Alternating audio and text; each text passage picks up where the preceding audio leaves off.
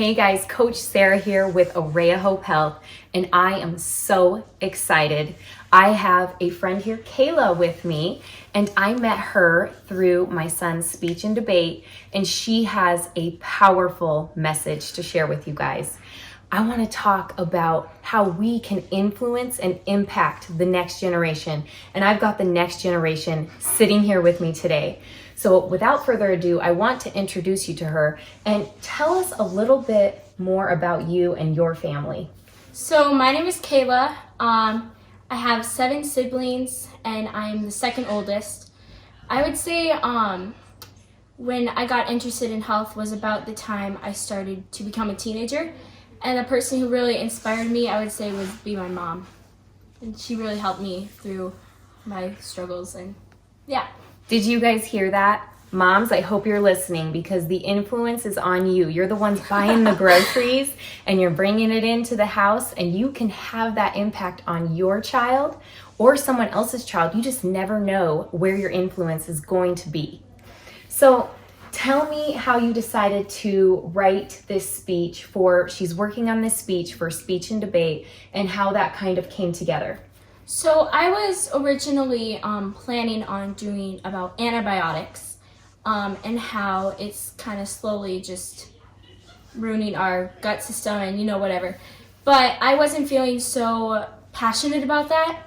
And then my mom suggested doing sugar because I've had a hard time dealing with all that stuff. So I was kind of nervous, I was undecided, but then I went to speech and I heard that she was a Trim Healthy Mama coach, and so then that I felt like that was God just like nudging me and being like, hey, come on. So yeah. I'm telling you, there is no coincidence that I met this young lady in this group and that she started speaking about this. I cannot wait for you guys to hear what she has to share with you guys today. I want you to imagine with me that you are in your car frantically trying to get home from a long day of shopping. You just happen to pass a McDonald's and realize that since you've had a long day, you deserve a little treat. You pull into the drive-thru and you order an ice cream cone. You think, it's just a little bit of ice cream. Who's gonna care? I deserve this. You get home and you kind of tuck the wrapper away so your kids don't find out, and you head inside. You just ate 146 calories. In order to burn off your sugar for that ice cream cone, you would have to walk 2 miles, which is approximately 40 minutes. People in this world have been brainwashed to believe that the lack of exercise is the problem. But it's not. The average American consumes 17 teaspoons of sugar a day, which then leads to 57 pounds of sugar a year. If you want to burn off your sugar for a year, you would have to walk from Miami, Florida to Augusta, Maine. Exercise is not the solution. I mean, really, who has time to walk from Florida to Maine? The problem is how much sugar goes through our body every single day. So today, I will be talking about surprising foods that have sugar, 10 negative effects sugar can have on your body, and how going sugar-free can positively affect you as a person. So let's start with sugary foods. We all know the common bowl of ice cream or piece of cake is loaded with sugar. But what about things we don't suspect? What about dark chocolate? I know, it's not as innocent as it seems. An ounce of this dark chocolate, which is 2 tablespoons when you boil it down, contains 10 grams of sugar. 10 grams of sugar is 2.5 teaspoons. Almost half of the dark chocolate is sugar. How about barbecue sauce? 2 tablespoons of barbecue sauce contains 14 grams of sugar, which is 3 teaspoons.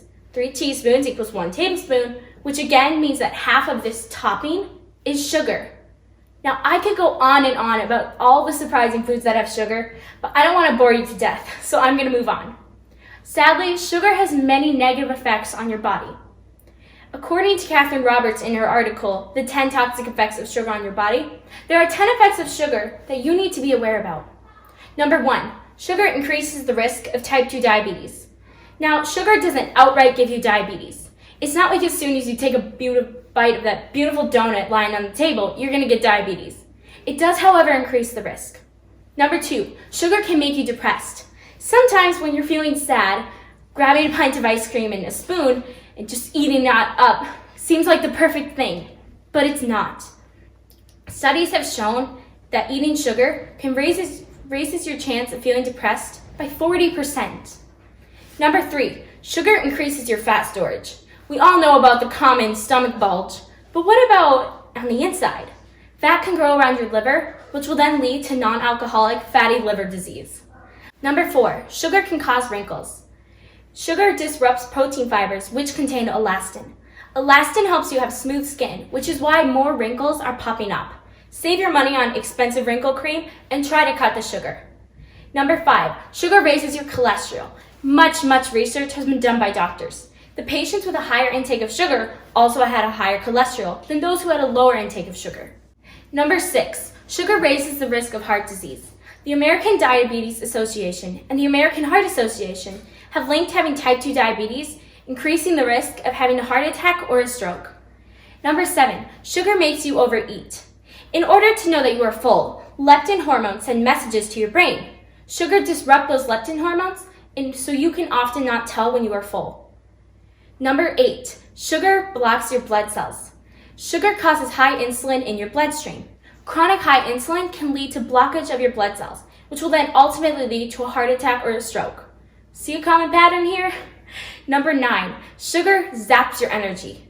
Now, sometimes reaching for a candy bar and having that energy that the sugar gives you is awesome, but then that will lead to a sugar crash, which will then ultimately make you yearn for more chocolate or candy or sugar or whatever that is. And then you'll eat it, and before you know it, you have empty candy bar wrappers lying all over your desk and you feel worse than when you started. Number 10, sugar is extremely addictive. Sugar targets your pleasure center by targeting your dopamine levels, which is the feel-good hormone. As you eat that sugar, the intake you had of sugar last time will not be enough, and soon you will be eating sugar by the bucket full and still not feel like you've had enough sugar. Now again, I could go on and on about all the negative effects sugar has on your body, but you're probably ready for some positivity. How can going sugar-free positively affect you as a person? Think about all the negative effects I just said and flip them around in your mind. Going sugar-free can decrease the risk of getting type 2 diabetes. You'll just live a happier life in general. You won't have so much fat weighing you down. Those wrinkles will temporarily disappear. Your cholesterol levels will go down.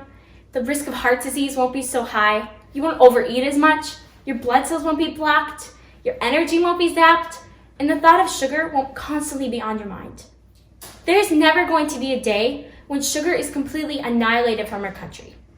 According to Grace Yon and her article, Daily Sugar Intake, you need sugar in your body, but keep it to about 6 teaspoons, which is about 24 grams of sugar a day. The average American consumes 71 grams of sugar a day, which is almost triple the suggested amount. I understand how hard the struggle can be. I'm not perfect.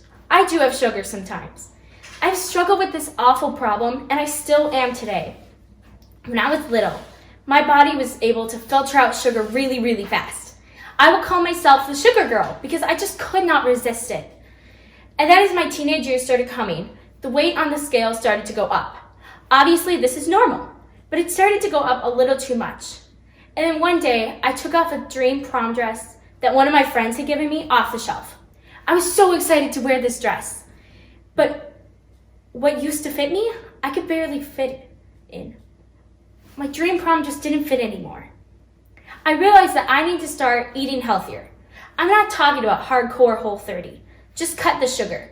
And I did. Was it easy? No. Did I have sugar behind my mom's back? Yes, I did. But my sugar intake was going down. I was too nervous to try on that prom dress, but one day I did. And it fit. It not only fit, but I could breathe without having to suck in my breath. The Lord dwells in our body, and we need to treat it like a temple. God did not give us sugar to overeat. We do not need to treat sugar like it is our new God and master.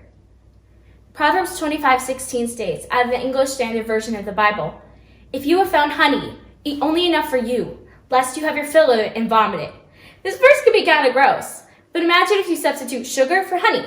If you have found sugar, eat only enough for you, lest you have your fill of it and vomit it. The Bible has all the answers we need. Finding them and seeking them out is the answer. Overall, an occasional treat, totally fine. But constantly having sugar, though, is affecting our bodies. You cannot enter a single building without there being sugar right at your eye level. Hopefully there will be a day when everyone isn't so addicted to this sweet drug. But for now, we need to fight back. We need to be okay with saying no to the constant charm of sugar. We need to be okay with going to a potluck and just skipping the dessert table. We can only take 1 scoop of ice cream instead of 2. We need to set boundaries and we can keep them. Our bodies will thank us.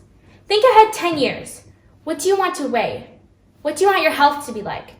We can all take this serious step and start to say no. We can say no to the sugar beast. The best part is that we can win. Thank you. Hey guys, was that not incredible? Thank you so much, Kayla, Yes, for you're welcome. taking time to share that with Array Hope Health. And guys, this is the next generation. And this is the story that they're going to tell when we rise up to lead by example. Her mom led by example, and now she's out there speaking this into other people's lives. And how old are you, Kayla? I'm 14 years old. 14 years old, you guys. Can you believe this? I hope that you will go out and share this message, not just with you mamas, but with your kids. Let them see what's going on with the youth today. This can be them. Isn't that exciting? I'm excited about it. Trim Healthy Mama is an awesome place to start, especially if you love sugar and you love sweets, because you get to have your cake and eat it too, because you're just substituting. And that is the power of Trim Healthy Mama, is replacement, replacement, replacement. And that is what I hope you can show your kids and empower them to start swapping things out to make better decisions. And Kayla, I have one last question for you.